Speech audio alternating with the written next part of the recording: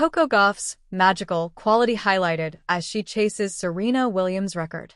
Jim Courier has highlighted the magical quality Coco Gauff has before her Italian Open final against Elina Svitolina. Gauff is aiming to win this trophy for the first time and claim her fourth WTA 1000 crown, while Svitolina is bidding to claim a hat trick of Italian Open titles. The Americans' battling qualities have been on full display in Rome this week, with third-seed Gauff coming from behind in 3 out of her 5 matches. Seventh-seed Svitolina has also had to grit it out, with the 31-year-old claiming big-name scalps such as Elena Rybakina and Iga Swiatek on her run to the final. The Ukrainian has beaten the French Open champion twice this year, both of which were on hard courts. But Courier believes that the fact this is on clay bodes well for Gauff, who can become just the second American to win a 1000 title on clay after. When asked about the importance of Svitolina's 2 wins over Gauff in 2026, Courier said on Tennis Channel, "I think they are pretty important for Svitolina. She's going to take a lot of confidence from those 2 wins. If you're on Coco's team, you've got to stress this is a clay court surface, a slower surface, which gives you more time to handle the ball coming into the forehand. That is the shot that she's going to have to be mindful of." I love that Coco is talking about how comfortable she is feeling with her second serve, and that's freeing her up to go after her first serve a little bit more, so she can do more damage with that. Svitolina has been doing damage with her serve, which is a little bit surprising for me. I didn't know that she had that much in it. Tracy Austin outlined how Svitolina has always been very consistent, gritty, and a natural counterpuncher. But this week in Rome, she has beefed up her serve and is going bigger on the forehand side. Incidentally, in 2026 alone, no player has chalked up more comeback wins than Gauff, and she has more 3-set wins than anyone else this year. While Courier stressed that her chances of winning may hinge on how good her forehand is going to be, Gauff's fighting spirit is what sets her apart from the rest. He said, "There is only one shot Gauff has got to worry about, and that's the forehand side. That's got to feel good." Coco Gauff doesn't necessarily make tennis look easy. What she has is magic, and what I hope all kids desire to have is grit. No one has more grit in tennis right now than Coco Gauff. And I love that that is a role model for people out there watching, little boys and girls. Coco Gauff has to deal with adversity all the time, and she doesn't get too frustrated.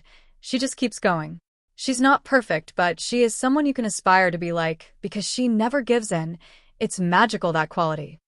Under the harsh Australian sun and beneath the weight of impossible expectations, Coco Gauff moved with a kind of calm that made the chaos around her disappear. The noise was always there, commentators debating her forehand, critics questioning her consistency, fans dreaming of greatness before she could legally rent a car. Yet somehow, amid the pressure, Gauff kept producing moments that felt almost supernatural. Magical. That was the word many around tennis began using as she chased a record once thought untouchable, one connected to Serena Williams, the towering icon whose shadow still stretches across every center court in the world. It is dangerous to compare anyone to Serena. Tennis history is littered with young stars crushed beneath those expectations. Serena was not merely dominant. She altered the architecture of the sport itself. Her power became a language. Her confidence became a revolution. Her trophies became monuments. But Coco Gauff was never trying to become the next Serena Williams. She was trying to become the first Coco Gauff. And that, perhaps, is where the magic lived. At first glance, her game does not always seem mystical. She sprints. She defends. She counterpunches with relentless athleticism. But then a rally stretches into impossible territory, and suddenly she produces something outrageous.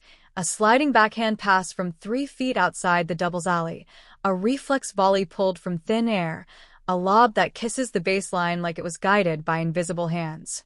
Opponents often look confused afterward, as though logic itself had betrayed them. That quality has separated Gauff from many of her contemporaries. In an era obsessed with raw power and quick points, she brings unpredictability. Her court coverage turns defense into theater. Every desperate sprint becomes an opportunity rather than survival. Fans rise from their seats not because the point should still be alive, but because somehow Coco keeps resurrecting it. The great champions always possess something statistical analysis cannot fully explain. For Serena, it was intimidation wrapped in absolute belief. For Gauff, it may be resilience disguised as creativity. And now, as she continues climbing through the sports elite, the whispers grow louder about records. Specifically, one of Serena's achievements that once seemed immune to pursuit. Every win by Gauff becomes another small step toward history, another reminder that the teenager who stunned the tennis world years ago is no longer simply a prodigy. She is becoming a force. Yet the chase is not only about numbers. It is about inheritance. For decades, Serena Williams carried the dreams of generations. She transformed what young Black girls believed possible in tennis. When Coco Gauff emerged, composed and fearless, many immediately saw echoes of Serena's journey. The similarities were impossible to ignore. American prodigy, explosive athleticism, poised beyond her years. But Gauff's path feels shaped by a different era. Serena fought to break doors open. Coco walks through those doors carrying new expectations entirely. Social media documents every flaw in real time. One bad tournament becomes a trending topic. One technical weakness becomes a global discussion. Greatness today is examined frame by frame.